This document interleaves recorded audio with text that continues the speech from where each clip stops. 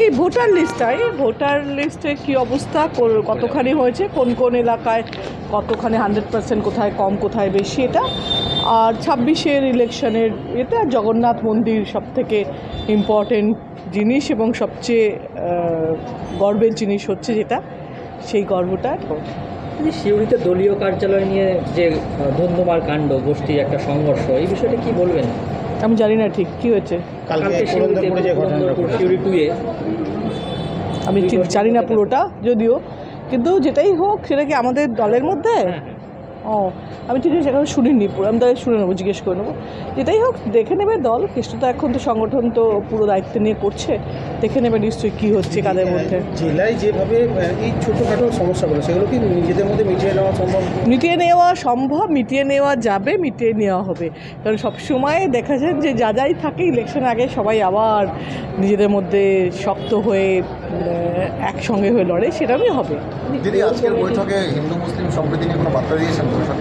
হ্যাঁ আমি বলেছি এই জন্যে যে কারণ এটা শুধু রাজনীতির ক্ষেত্রে নয়, মানে ভোটের জন্যে নয় বা কাকে ভোট দেবে তৃণমূল না বিজেপি তা নয়, আসলে পরের প্রজন্মের জন্য খুব দরকার যে আমাদের বাড়িতেই তৈরি করা হয় যে না মনুষ্যত্বের গুরুত্ব যদি দেওয়া বোঝানো যায় তাহলে, কারণ জাতপাতের রাজনীতি ধর্মের রাজনীতি পশ্চিমবঙ্গে ছিল না, এটা যদি আসে সবথেকে হচ্ছে ভারতবর্ষের চেহারাই যেটা হয়ে যাচ্ছে। আমি রাজনীতির বাইরে গিয়ে বলছি, মানে এমনি মানুষের যদি দেখা যায় যে এত বিদ্বেষ তৈরি করা হচ্ছে না, সেটা যদি এর পরের প্রজন্ম আপনার ছেলে আমার মেয়ে যদি মারামারি করে হিন্দু মুসলিম বলে, সেটা কি ভালো লাগবে আমাদের না? যদি আমরা তার থেকে আমরা যদি বারবার করে না মানুষকে বাঁচাতে হয়, মানুষের পাশে দাঁড়াতে, এটা যদি শেখাতে পারি তাহলে মানে আগামী প্রজন্মের জন্য পৃথিবী সুন্দর হওয়ার জন্য রাজনীতি সুন্দর হওয়ার দরকার কি? সেক্ষেত্রে কি পেহেলগাঁও নিয়ে বিজেপি রাজনীতি করছেন? এটা একটু এখনও পর্যন্ত যতক্ষণ না পুরো সামনে আসছে ততক্ষণ এটাকে বলা যাচ্ছে না, কিন্তু বাকি যেগুলো সামনে গিয়ে এই পোড়ানো সে তো রাজনীতির ক্ষেত্রে এটা দুঃখের জায়গায় এই রাজনীতিটার ওই দোকান শেষ করে বললেন কাজল আসবেন আজকের মিটিংয়ে, জেলা কমিটির মিটিংয়ে, কিন্তু উনি এলেন না। হ্যাঁ কাজল আসেনি না, ও খেয়াল করিনি।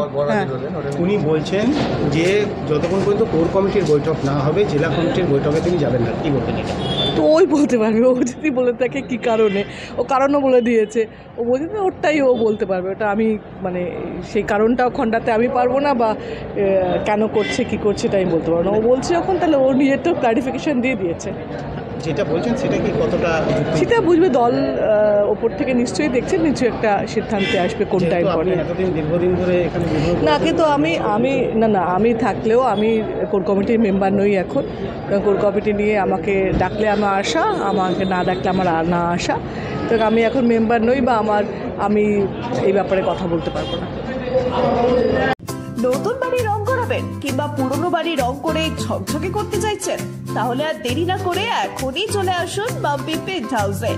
নামি দামি কোম্পানির বিভিন্ন রং পেয়ে যাবেন মাম্পি পেন্ট হাউসে।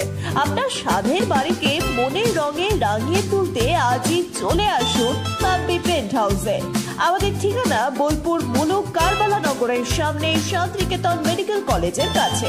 যোগাযোগ করুন 9064139393 এই নম্বরে।